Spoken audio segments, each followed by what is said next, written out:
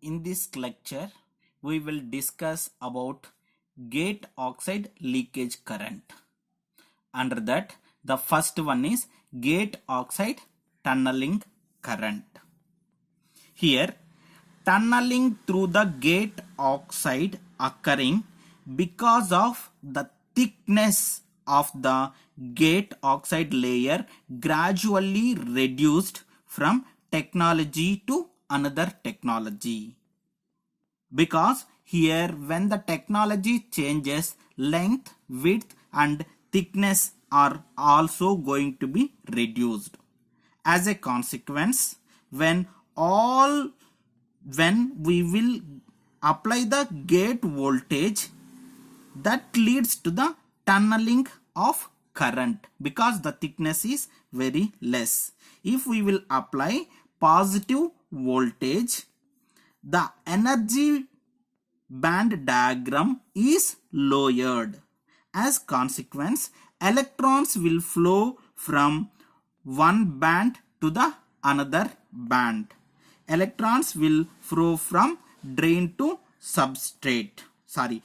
Electrons will flow from substrate to gate through, because this is substrate, this is gate, through this gate oxide layer. So the tunneling of electrons is occurring. Here not only electrons, if we are going to be subjecting the negative voltage, instead of electrons, holes will tunnel. Next, we will see the next one, that is gate current due to hot carrier injection.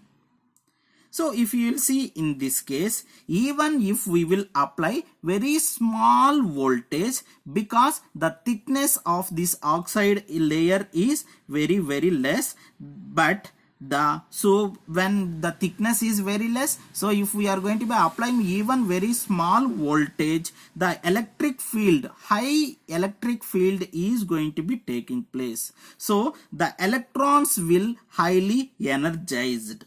So such type of electrons we used to call it as hot electrons. It occurs too much energy. They can pass through the silicon oxide layer. So that is the one which is going to be taking place in case of hot carrier injection. Now we will move to the next one, that is channel punch through.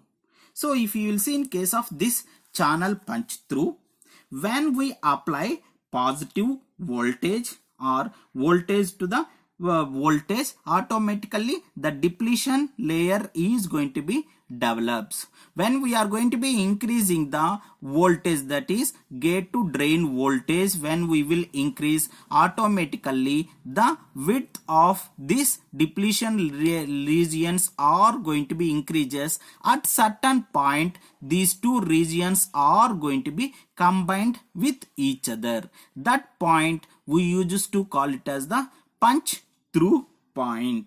So when the punch through is going to be taking place, automatically the threshold voltage is going to be increases. When threshold voltage is increases, automatically sub-threshold leakage value is going to be increased. Here the threshold voltage is going to be decreases. So when the threshold voltage is going to be decreases, the sub threshold leakage current is going to be increased. Next type of gate oxide leakage current is gate induced drain leakage current. It occurs because of high electric field drain junction. There is overlap of gate with drain. So here the high electric field is going to be exist. So when high electric field is going to be exist, at that time the electrons will move from drain to substrate. That leads to the current known as gate induced drain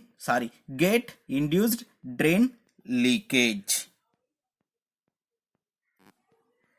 With this, we have completed all leakage currents along with their influence.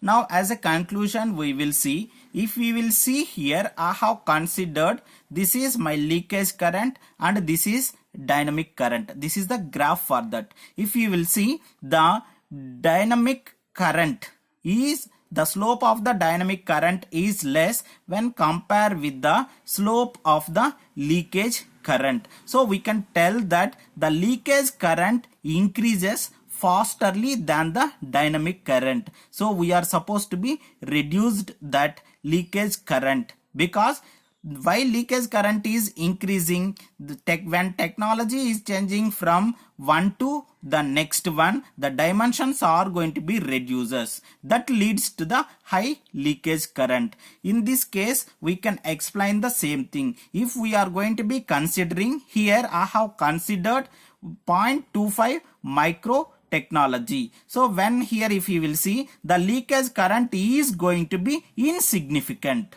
But when we will go for the next one, when we are considering 0.07 micrometer, here I have the leakage current is highly influencing the dynamic current, because the leakage current component is very much high when compared to this. So we are supposed to reduce this leakage current. So here the degree of freedom means what are all the parameters we are supposed to be make free to overcome this leakage problem is particularly supply voltage, capacitance, switching activity and threshold voltage.